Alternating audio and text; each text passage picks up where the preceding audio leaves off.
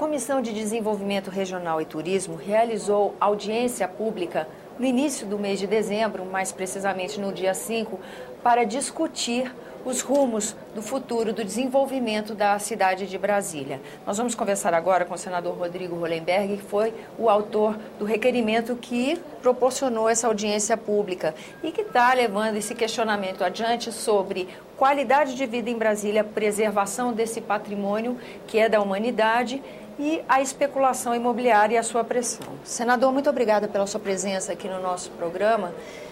A pressão da especulação imobiliária é um motivo de perda de qualidade em vários lugares no Brasil, né? Quando o senhor levanta essa discussão, isso se possibilita uma reflexão que ajude outras cidades além da nossa? Sim, mas veja, o que motivou essa audiência pública solicitada por mim e pelo senador Cristóvão Buarque foi um projeto encaminhado pelo governo do Distrito Federal, que é o Plano de Preservação do Conjunto Urbanístico de Brasília. Como todos sabem, Brasília é uma cidade tombada como patrimônio cultural da humanidade pela Unesco e foi a única cidade tombada como cidade moderna, muito nova ainda. Em 1987, Brasília recebeu esse reconhecimento pela sua singularidade, pelo seu projeto urbanístico e arquitetônico, ou seja, pela beleza da concepção urbanística de Brasília. E o que surpreendeu a população de Brasília foi o próprio GDF propor alterações, propor um projeto que não significava um plano de preservação do conjunto urbanístico de Brasília, mas sim um plano de profundo adensamento que iria trazer seríssimas consequências na qualidade de vida da população de Brasília. E que também medidas que descaracterizam completamente uma proposta de ocupação urbana que é genial, né, senador? Sem dúvida, e que a população apoia e que a população gosta. A população de Brasília tem um profundo orgulho da concepção urbanística da cidade feita por Lúcio Costa. E o governo do Distrito Federal teve uma ousadia negativa impressionante de propor, por exemplo, a privatização dos equipamentos públicos, escolas, clubes, unidades de vizinhança e outros equipamentos públicos localizados nas quadras e nas superquadras.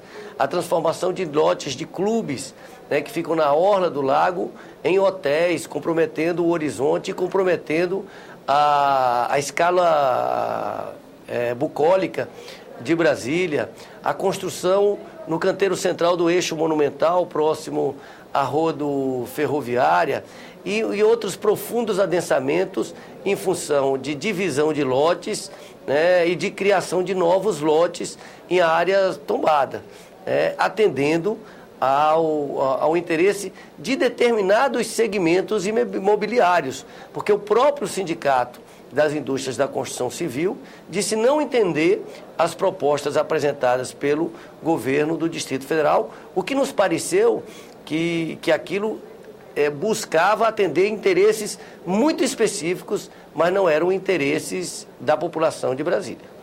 Para quem não conhece a cidade de Brasília, ela foi construída mesmo como uma cidade modelo, na esperança que as políticas públicas, a maneira como a cidade foi ocupada, pudesse reverberar para o resto do país. E isso é que não seria bom perder, né, senador? Sem dúvida. O que foi tombado em Brasília, porque, veja bem, Brasília foi tombada pelo Unesco em 1987. A cidade ainda estava em construção, mas já se mostrava uma cidade absolutamente singular, fantástica do ponto de vista da sua concepção urbanística. E, portanto, o que se tombou? Se tomou as escalas, a concepção urbanística. Quais são? É a escala residencial, a escala monumental, a escala bucólica e a escala gregária.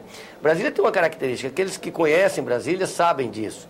É a única cidade do mundo que eu conheço em que você desce de um apartamento, você não tem uma rua. Todos os lugares você chega, tem uma calçada, tem uma rua. Brasília não. Você desce, normalmente num prédio de pilotis, você tem um gramado, um bosque, a cidade é um verdadeiro parque, e você pode ir a uma escola, você pode ir a um comércio local sem atravessar nenhuma rua. Essa é uma característica da escala residencial de Brasília. Nós temos um horizonte fantástico que fez Lúcio Costa dizer que o céu era o mar de Brasília.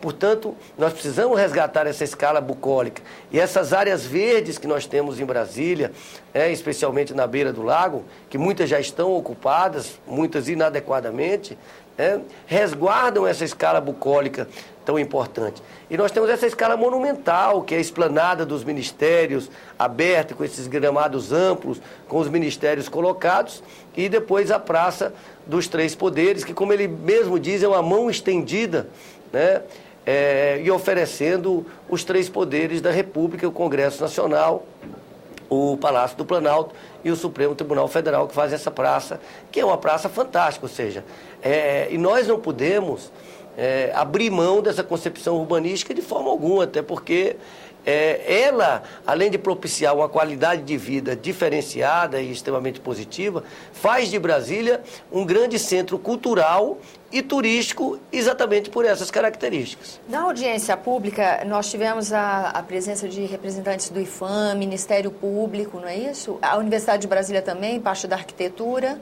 Todos os convidados têm a mesma reação em relação a esse problema da ocupação?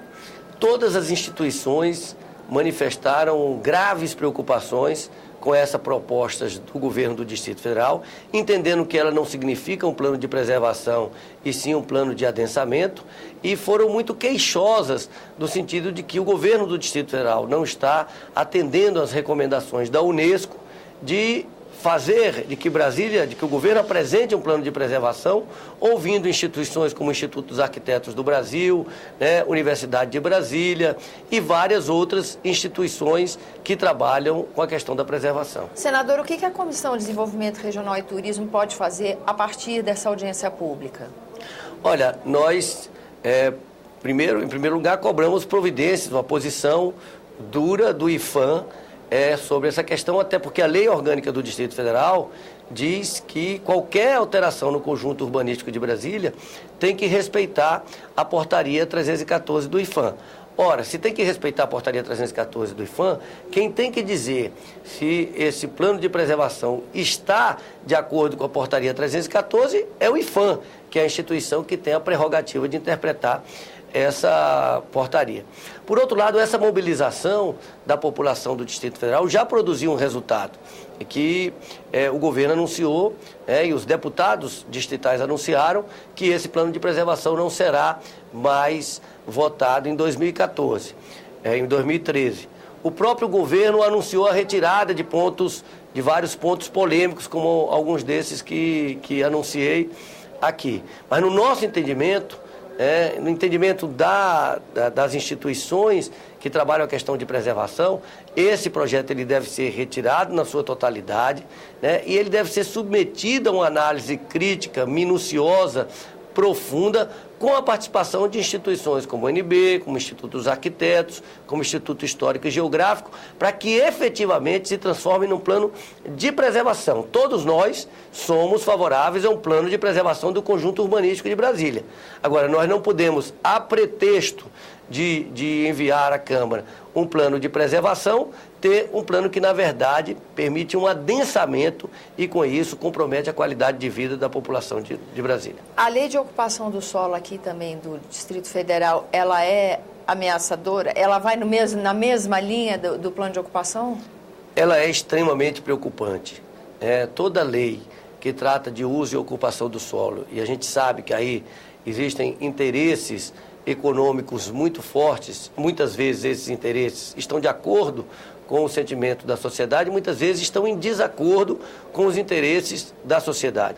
Portanto, uma lei de uso e ocupação do solo, ela tem que ser amplamente debatida com a população, com profunda transparência, para que a população saiba as consequências daquela lei na sua vida, na qualidade de vida do Distrito Federal como um todo. Portanto, nós também manifestamos a nossa preocupação com a apreciação da lei de uso e ocupação do solo, a chamada LUOS.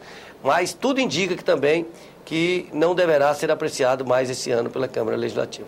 Senador, essa ameaça da qualidade de vida que a gente está enfrentando aqui em Brasília, infelizmente não é um problema exclusivo nosso. Outras cidades, por outros motivos, muitas vezes à beira-mar, lugares que eram lindos, maravilhosos serem frequentados, que acabam sofrendo muito com essa especulação imobiliária, também tem seu problema de degradação de qualidade de vida. A partir dessas experiências, é possível que o Congresso possa criar algum recurso legal que proteja ou que ajude o cidadão a ter mecanismos de se defender desse problema? Não, sem dúvida. E o Congresso, a nossa legislação tem avançado, como o Estatuto das Cidades, por exemplo.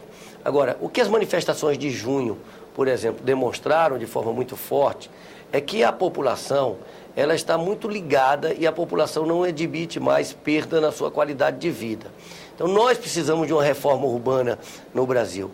Quando se fala da questão de mobilidade urbana, por exemplo, quando se fala da questão de saúde, de segurança, nós estamos falando, e de educação, nós estamos falando de problemas das cidades, que precisam ser enfrentadas num todo, encaradas num todo, no sentido de que as cidades possam crescer de forma planejada, o Estado possa oferecer os serviços para a população de forma adequada e nós possamos garantir qualidade de vida.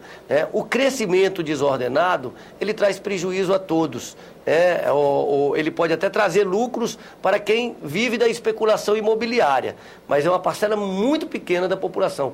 O conjunto da população acaba perdendo com o crescimento desordenado porque perde qualidade de vida, perde a oportunidade de ter uma infraestrutura de boa qualidade, de ter mobilidade urbana adequada, enfim, uma série de serviços essenciais à vida na cidade.